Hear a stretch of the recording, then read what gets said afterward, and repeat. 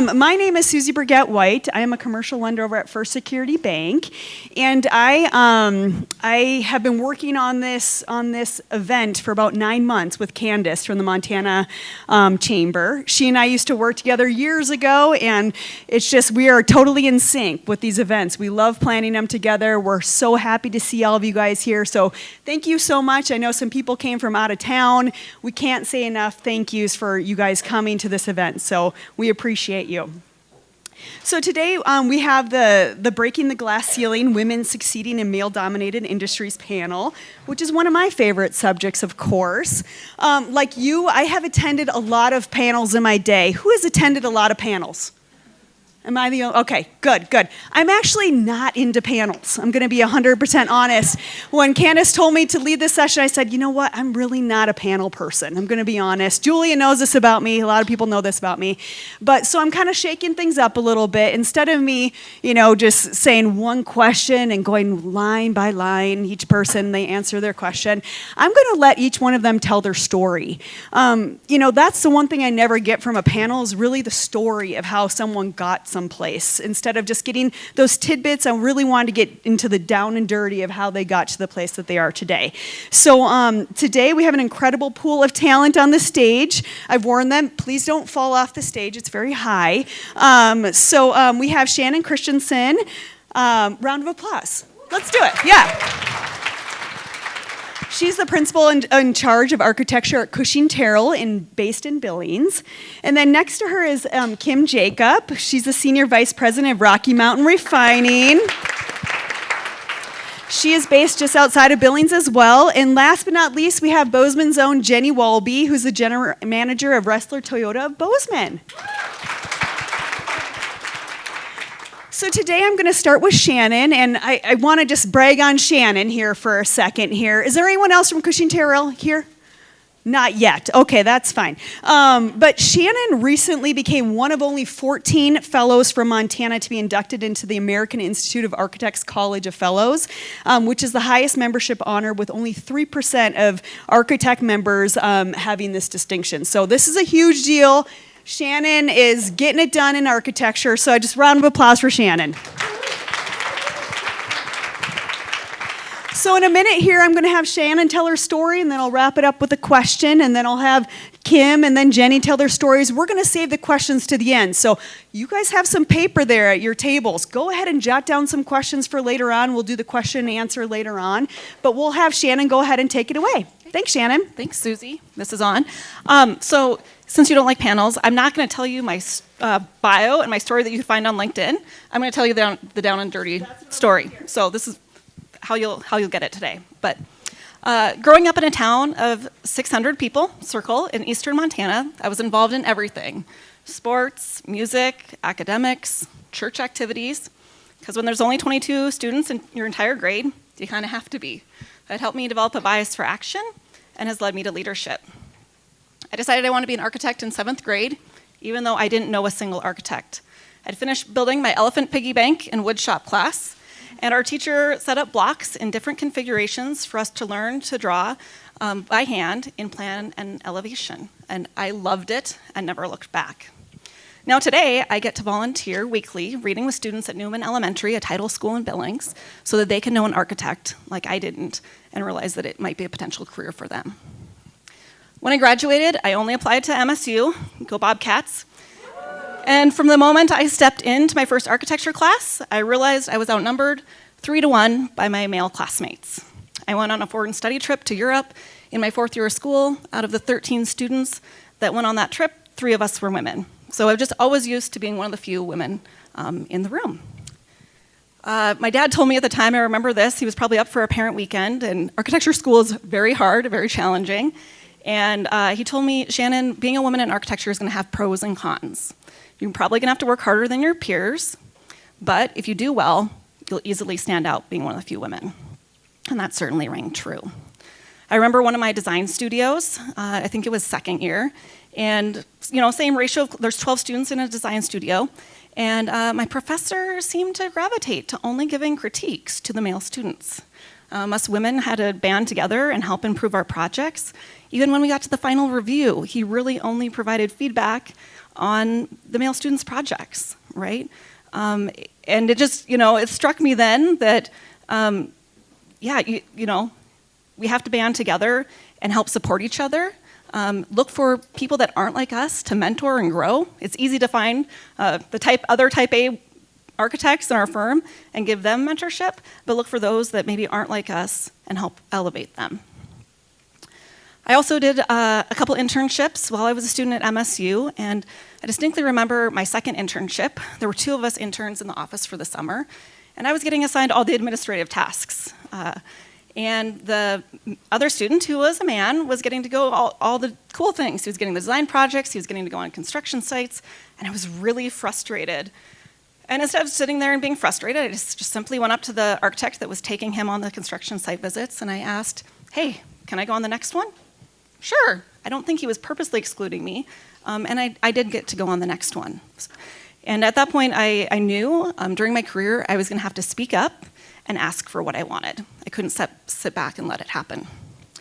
When I graduated, all of my classmates were moving to big cities, Seattle, Portland, Denver, Chicago, New York. And I was talking to one of my professors. At that time, I was thinking about going back and getting a second master's degree so I could be an architecture professor.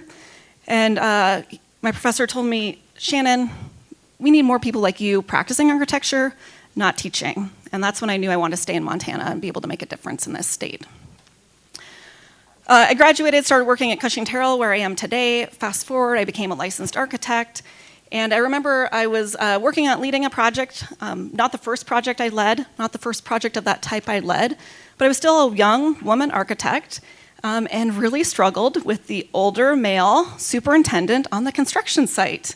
He wouldn't call me with questions. He wouldn't answer my calls, right? It was really frustrating. I eventually took one of my male colleagues who had a project under construction across the street from my project to my site. And of course, the superintendent asked him all the questions, even though my colleague was deferring to me to answer them because it was my project. The project really came to a head, and our CEO had to get involved with the CEO of the construction company. I provided all my notes. I'd done everything right. I documented when I tried to call, when he didn't answer, how things had gone. And our CEO had my back. He stood up for me and really backed me. And I've had great mentors, most of them men at Cushing Terrell, who are now my partners. But finding different mentors for different things, right? I remember learning how to write the best contracts to get paid for our services from Mike Tess, who was actually one of our design architects. He wasn't a project manager, he didn't write contracts. So seeking out different mentors for different things, right? And learning from each of them, even in unexpected places.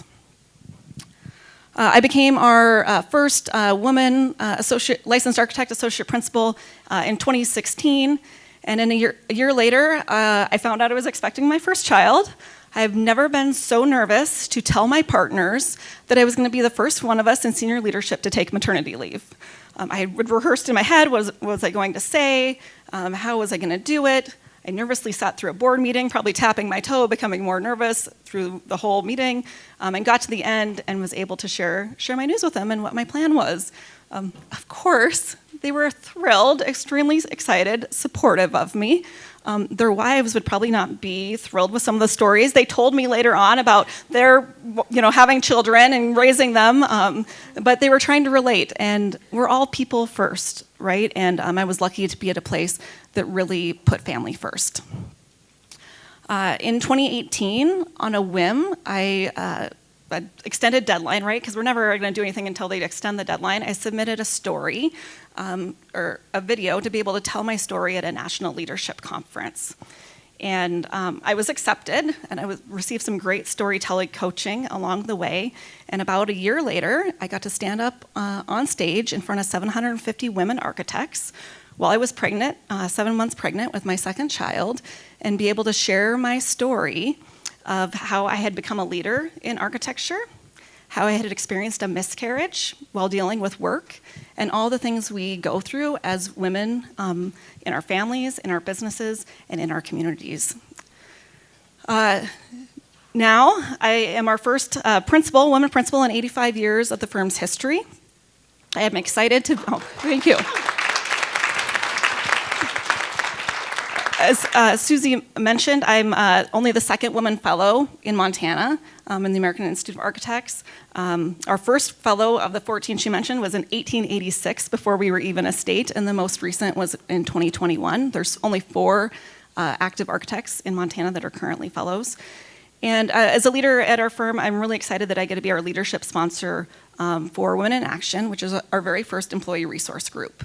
And I'm not the active leader of that. We have a mechanical engineer and someone in our human resources group that lead that, but I'm there to support them and support the other women that are part of that ERG and provide a safe space to help them share stories, learn, and grow together. So I'm excited that I get to do that. And yeah, that's, I guess, where I'm at today.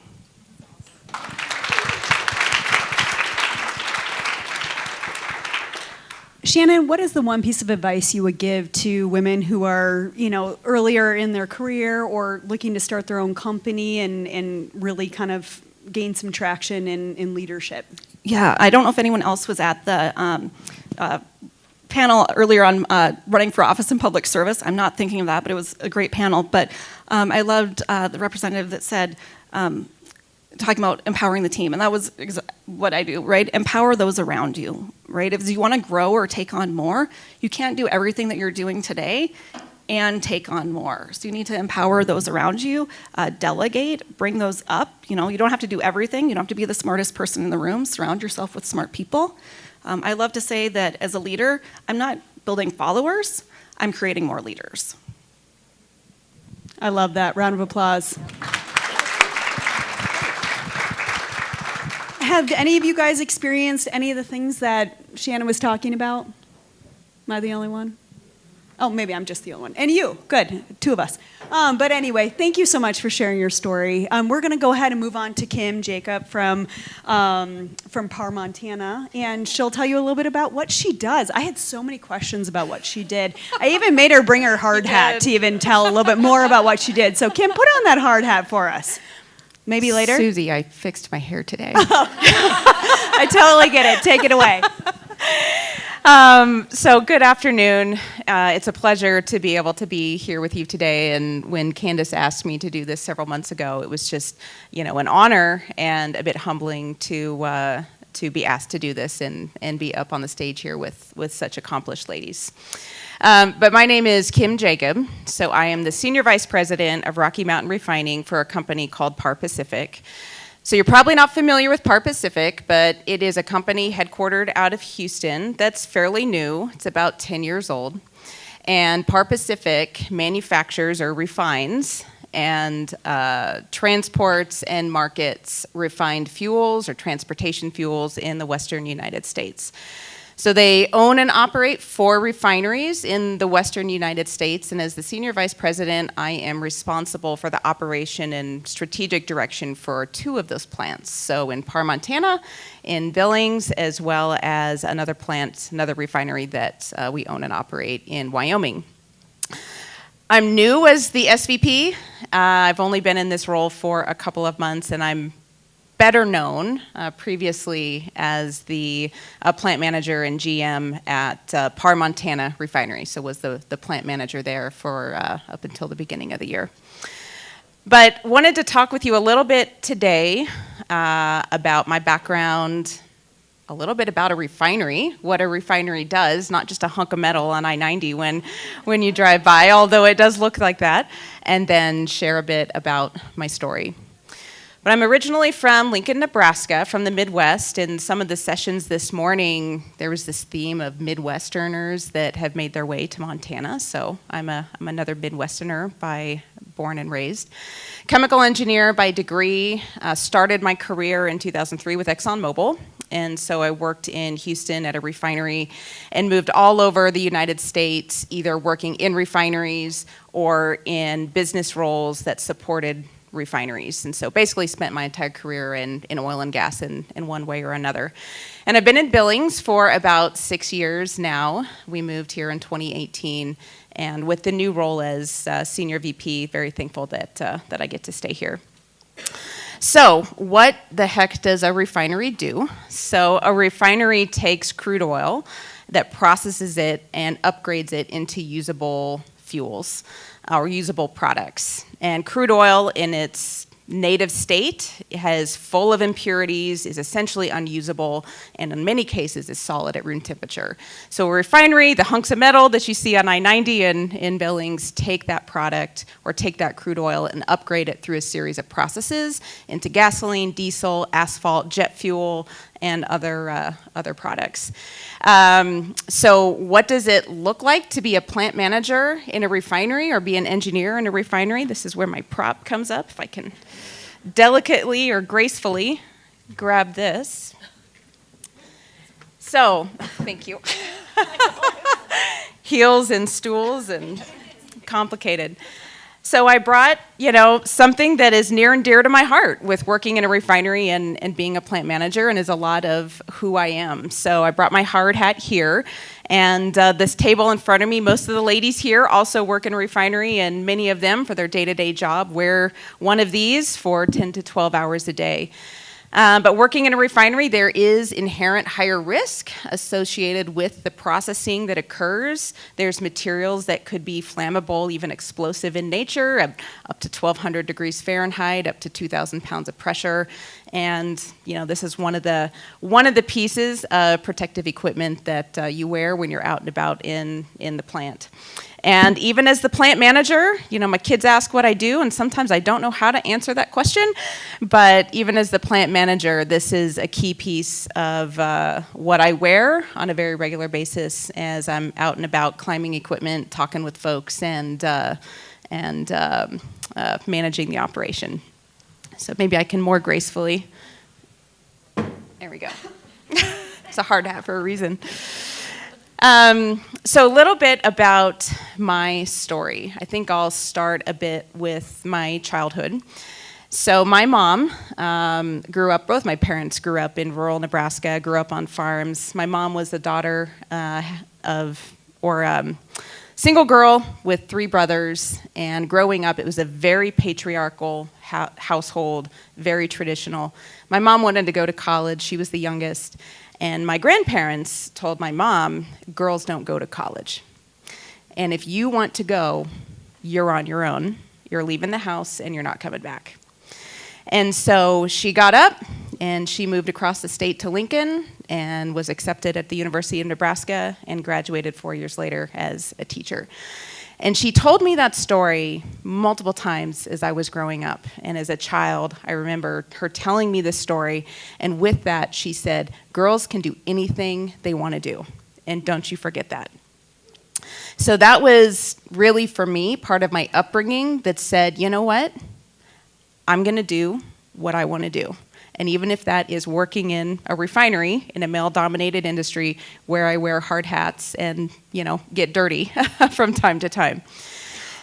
So fast forward into 2003, I had an opportunity to join ExxonMobil and moved to Houston. And from there, for the next 21 years, I'm going to talk about my career and the nitty-gritty, backstory of my career in 3 different phases. I spent about the first 9 years in Houston working at what was one of the largest manufacturing, refining, and petrochemical facilities in the whole country.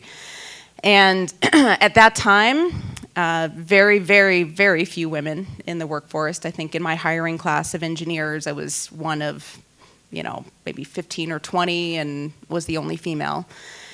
Pictures of at that time in control centers, posters of women in bikinis were still allowed at that time.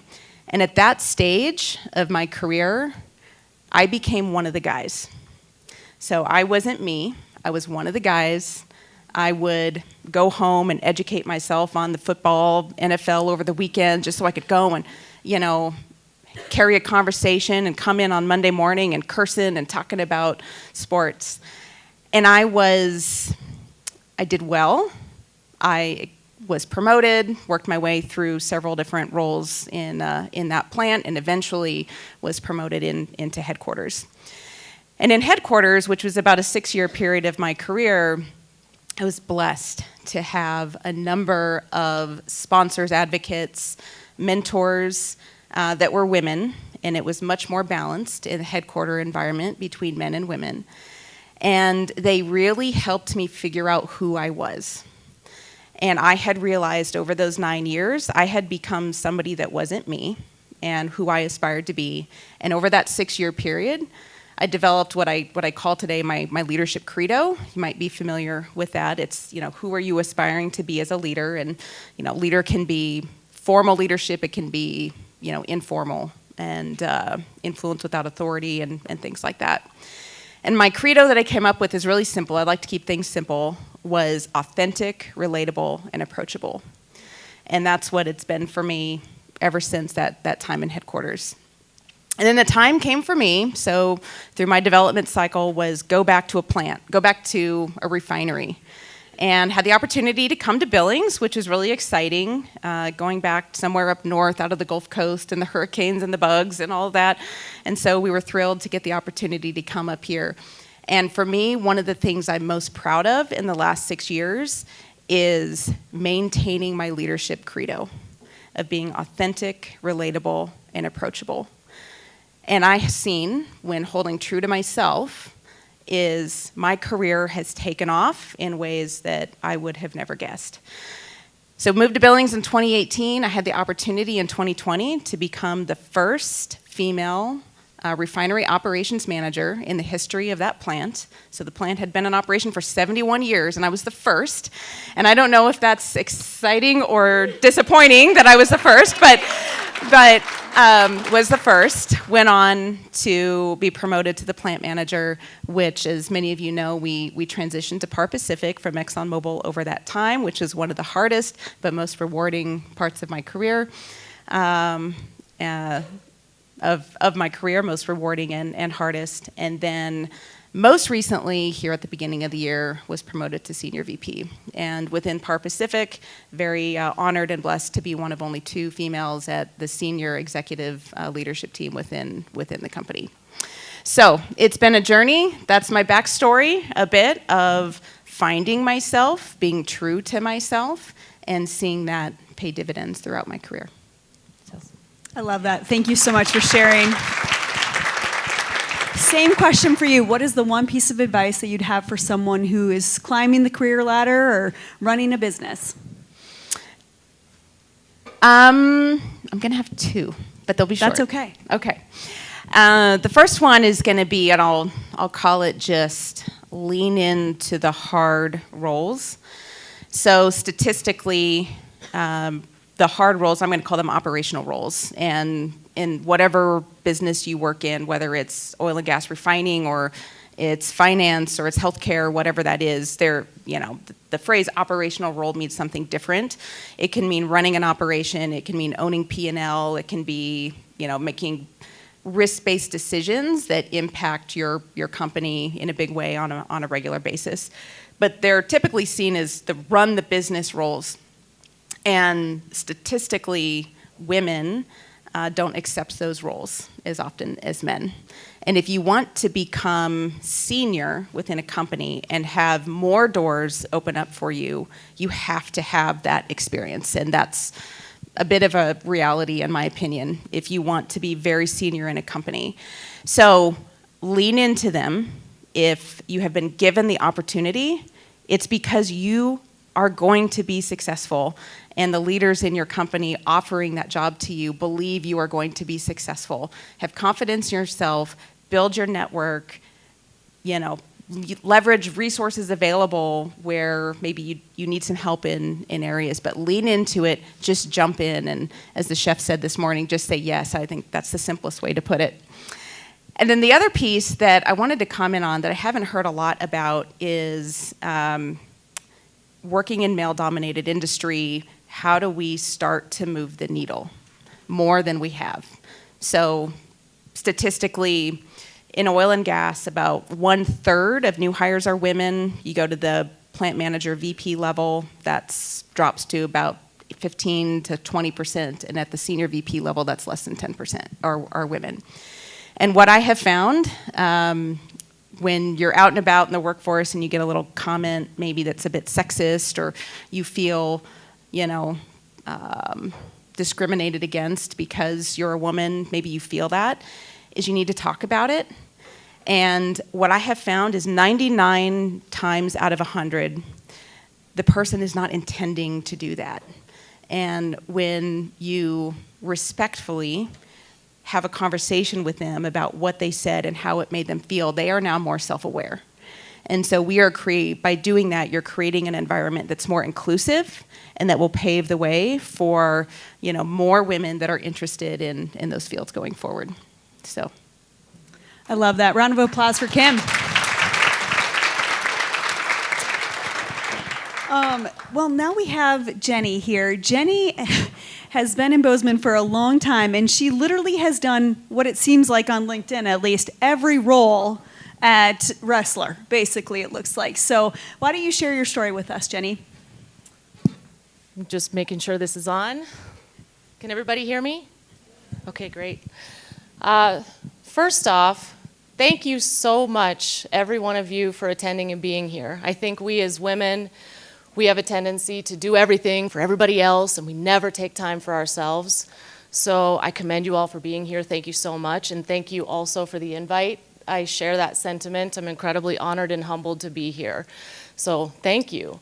And being asked to speak on this topic, it kind of forced me to undergo a really great process, which was the only way for me to figure out what landed me here as the general manager of Toyota of Bozeman was to really look back. And as I look back, I realized I'm looking at a blazed trail. Sometimes a burnt to a crisp trail, I will tell you. But nonetheless, it was a blazed trail, and the only way for a trail to really form itself is through a series of dots and points along the way. And so those dots can be representative of pivotal moments in my life or influential people. But I thought I'd share with you some of those dots. So my very first dot was at the age of 5, kindergarten, and I learned the value of perseverance, and it was a potato sack race. So the potato sack race gets going, and I start jumping my little tail off, and I jump so hard, I face plant it like hard, like scorpion face plant, if you know what I'm talking about. And I remember being really bummed out. I was laying there on the ground, and I don't know how long I sat there, but all of a sudden I could hear my family yelling at me to get up and keep jumping. And so I got up and I started jumping again. And before you know it, I pass a kid, and I pass another one. And I actually ended up winning that race. And I learned the value of perseverance at the age of 5 with my little mind blown, but all we have to do if we fall is just get up and finish what we start. Keep your promises to yourself, keep your promises to others, So my next spot on the map, I would say, without a doubt, there's no way to earn a seat at the table, let alone the head of the table, without plain old-fashioned hard work. You're gonna have to work harder than those around you, period. And I learned about work ethic from old cowboys. So I grew up at a ranch outside of Ennis, Montana, and when you're a kid on a ranch, you are free manual labor. And that can be cleaning out the barn, polishing the tack room, it doesn't matter, you're free labor. And as my father instilled work ethic with my brother and I, he also told us, if you're gonna do something, make sure and do it right, and do it right the first time. Take pride in your work. And I'm gonna level that up a little bit, ladies. Let's take unrelenting pride in our work. Make sure and recruit those around you to do the same. You do not want to end up being the boss of a lazy team. You want to be the boss of a team that works really hard and has unrelenting pride. I have some that are sitting here today, and that is how we move mountains together. So thank you. So my next dot is very special. Does anybody have anybody in their life that you know absolutely changed the course of your life? Like you know you wouldn't be here if it weren't for them.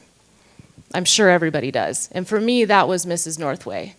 So Mrs. Northway is a retired teacher at Ennis High School. She was also an advisor of an organization called FCCLA. And as a freshman, I was attending my first district meeting, and there were other high schoolers running that meeting, and I must have been looking at them with admiration. And she saw me looking at them with admiration, and she kind of nudged me, and she said, you could do that. And I was so blown away that she thought that I could do that. There was just no way I could do that. But Mrs. Northway saw something in me that I did not see in myself. And she continued to push me throughout my high school career and challenge me. And she had this saying, "You got this." She'd always say, "You got this." And she said that so many times that I ended up becoming a national officer of that organization, and I received a scholarship. I truly would not be here today if it weren't for Mrs. Northway. She taught me the value of believing in others, especially when they don't believe in themselves. And she also taught me the value of personal challenge. People who choose to do what others aren't willing to do inevitably become successful. There's testament right here. And we have to make ourselves uncomfortable.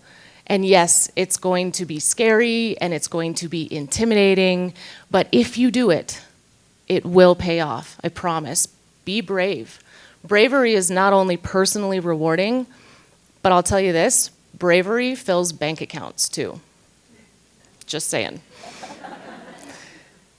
And speaking of uncomfortable and scary, has anybody ever been fired? Anybody?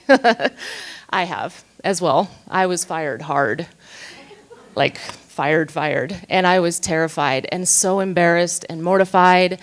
And I was on the phone with my mother and she just said, "Jenny Wren, when the going gets tough, the badasses get creative." And I just loved that. That really snapped me out of it. You know, we're going to face obstacles in our life, and sometimes in business, you're so in the weeds, you can't see the solution. You know, remind yourself to work on your business, not just in your business. Right, Miss Myra? And so allow yourself the opportunity to be creative, for sure. It's incredibly rewarding. Well, I got an alarm here, sorry. So I thought I'd throw out a few do's. Definitely avoid gossip, rumors, and pettiness. That will easily dismiss you as a professional before you know it. Also, take yourself seriously, and I mean that. Take your clothes seriously, take what you have to say seriously, take your attendance seriously. If you're going to be there, be there. Be there better than anybody else. And we also have to learn to manage our emotions. Now, not eliminate them, but we definitely have to learn how to manage them. And a trick that I use when I find myself reacting, because I can be intense, is I just buy myself a little bit of time. Usually with a little bit of time, it's not as big of a deal as it seemed in that moment. There are some perks being a female in a male-dominated industry. One, never a line in the bathroom, ever. There was today, but not in our industry, and I never have to share a hotel room usually.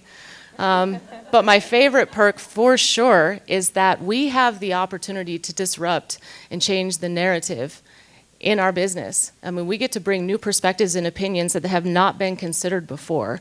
And we actually get to be authors of new chapters in industry. And that's such an incredible perk worth fighting for sure. So as I wind it down, I will leave you with my last dot. And my last dot is my mother-in-law, Barb. And years ago, I was struggling. I was paycheck to paycheck. I was working several jobs trying to make ends meet. I definitely didn't feel like I was fulfilling my worth. And she gave me a bracelet.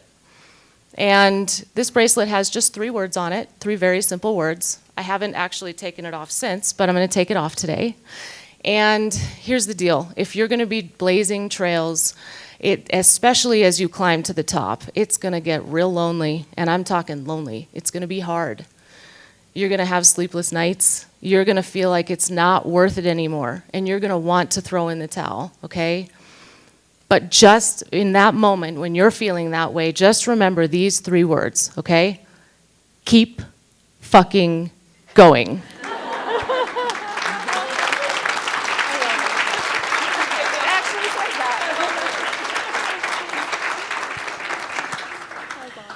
I love that. Thank you so much, Jenny.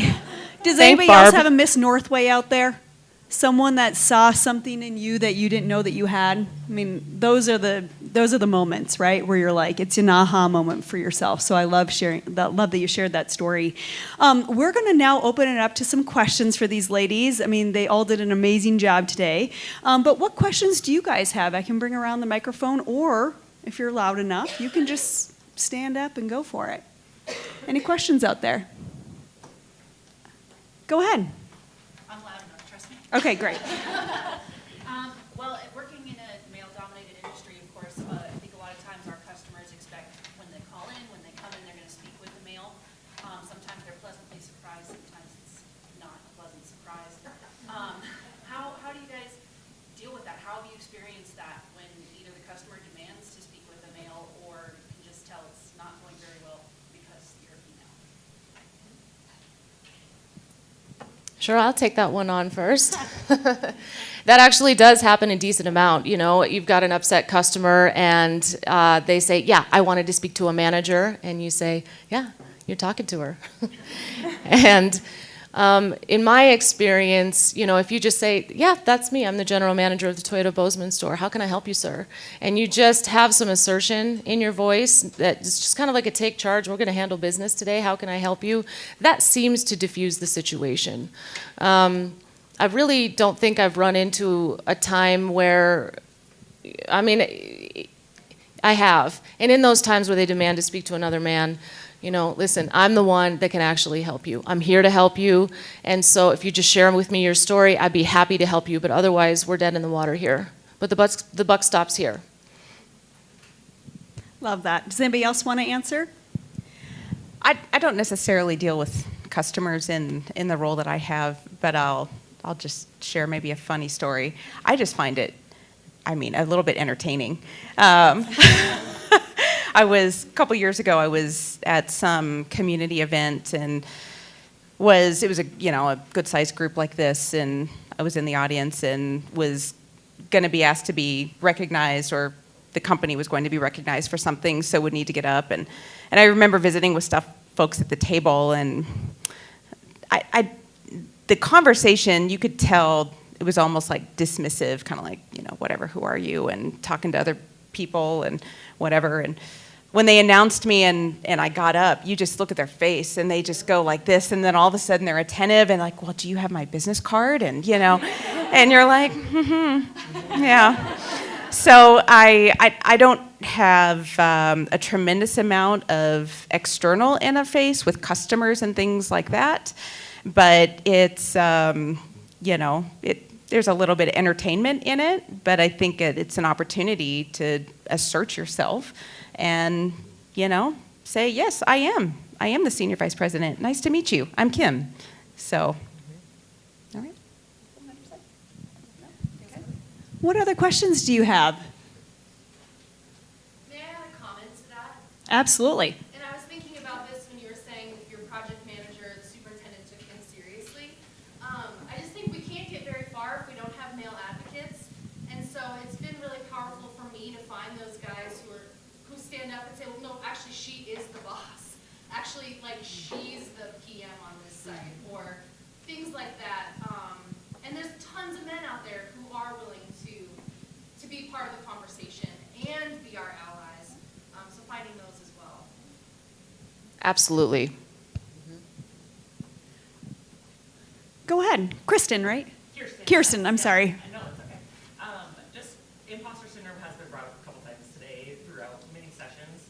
Have you guys dealt with imposter syndrome? And if so, how did you break out of that and really just kind of come into your own instead of feeling like you shouldn't be there? Do you want to answer that first? Sure. It's a good one. Yes, all the time. I think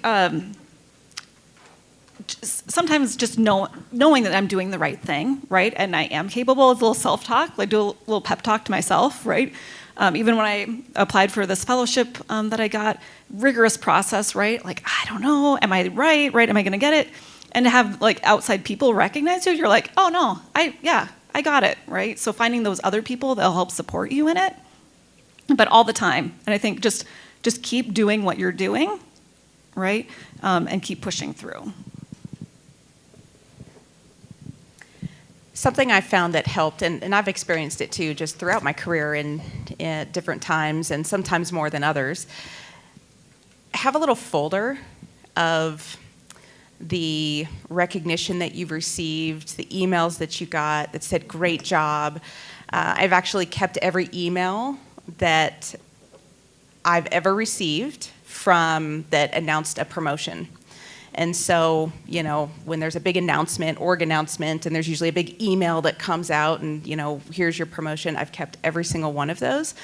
And when you start to self-doubt or think, gosh, do I belong here? Every other refinery manager in the state of Montana is a man. Do I belong here? You can go back and remind yourself, yes, I do. And here's some reminders to boost my confidence. Oh, that's great.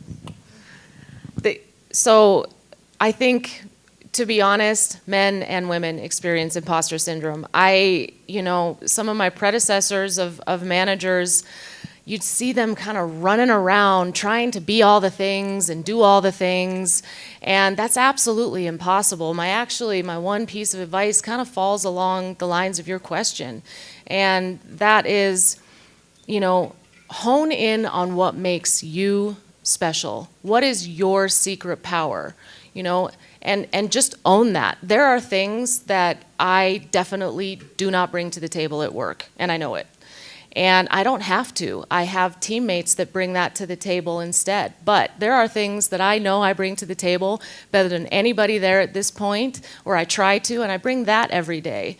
And there are things that my male counterparts simply don't. It's just a different set of skills and talents. And so when you find yourself feeling inadequate or insecure, you're likely focusing on someone else's talent and not your own. And instead, remember what you bring to the table, focus on that, and if you need to round that out, again, lean into somebody else that brings the skill set or talents that you're finding yourself admiring in someone else. Last question. Go ahead in the back.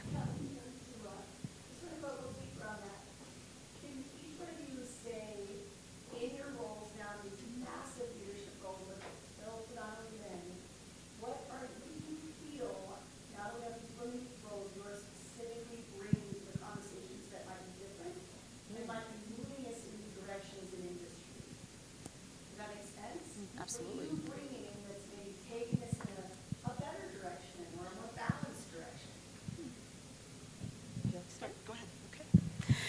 Yeah, I can start. That's a great question. Wow, that's deep. Yeah. No, it's good. I think for me, I will go back to my leadership credo to be authentic, relatable, and approachable. And I work predominantly with men, but they are great men, and they are kind, and they are caring, and we help each other, and I do not feel any sexism or anything from the men that I work with. I would say for me personally, and maybe this is a little bit of being female, maybe I'm a mom, I don't know, maybe it's just Kim, maybe it's not being female. I do bring an element of care to the organization, that it's people, and there's people that deliver this fuel every day, and how are we showing them that we care, and how are we communicating? Because at the end of the day, if our people aren't cared for and our people don't feel that they have a purpose, then we're not going to get the results that we need. And oftentimes, not there's some men that feel that too, but oftentimes I feel men are just get it done, and don't necessarily think of it in that 3D chess way of the people. So. That's a great one. Made me think of a survey we did a couple of years ago. We were working on a retreat with our senior leaders, and they said, what's the most important? And all of them said our clients, which were professional services. We would not exist without our clients, but I said our people, right? I think one of the things I bring is just making sure that everyone's getting opportunities. And that access to opportunities, people may not want to take them, right? But if we're only asking our male team members or architects to attend the design events, instead of opening that up to also the women, right? Or giving everyone the opportunity to apply for something, that just opportunities for everyone, and having an awareness of that. I don't think my male partners are great. I don't think they purposely, are doing it intentionally, but just a blind spot for them. And Jenny? Yeah, I would agree with both of their answers for sure, and that is an incredible question. And thank you for asking that. It's caused me to think a little bit for sure. But I would say, you know, one of them along those lines is compassion. You know, at least, well, probably in any male-dominated industry, sometimes it can be hardcore. I mean, a little bit cold and heartless. You know, we at Wrestler, we're a good company. We have good values. But there's definitely egos sometimes that can, I guess, get in the way of a good objective decision, you know. Another guy with an ego might be threatening, and I'm kind of an advocate for that person if they've got talent. And I sort of have the opportunity to diffuse and let them see that person for that talent and that skill set, and then maybe have a conversation about the arrogance or ego that's getting in that person's way. But, I mean, that's very real, that sometimes guys will be competitive and shut each other down because of feeling threatened. And I would also say, quite honestly, I think that women can be pretty level-headed. I mean, so can guys, but I think there's a lot of times where we can manage our emotions. We can be level-headed and sort of have some clarity behind a situation instead of letting our, again, I guess egos, I'm not sure, but I think that women have an opportunity to bring level-headedness as well. I love that. Thank you. One final round of applause for our panelists today.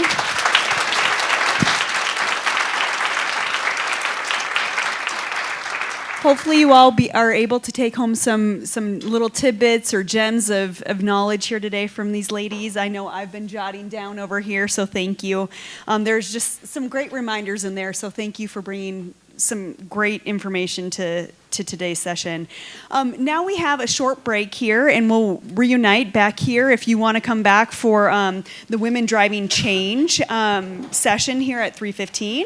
And then across the street, we've got Elevating Women Entrepreneurs. So thank you so much for coming. And of course, these ladies are all on LinkedIn, so you can find them there, or they'll be available for additional questions. Thank you.